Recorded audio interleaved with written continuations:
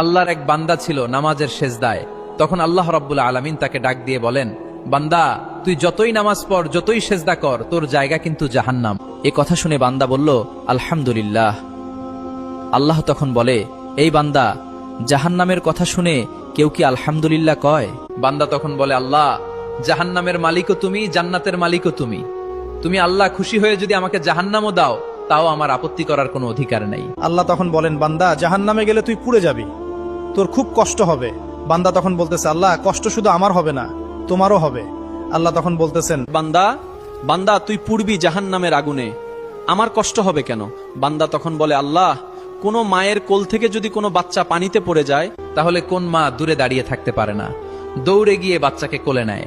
আমার বিশ্বাস ওই মায়ের চেয়ে কোটি কোটি গুণ দয়া তোমার বেশি। আমাকে জাহান্নাম দিলে তুমিও আল্লাহ শান্তি পাবে না। আল্লাহ তখন বলে, বান্দা, এই দলিল তুই কই পাইলি?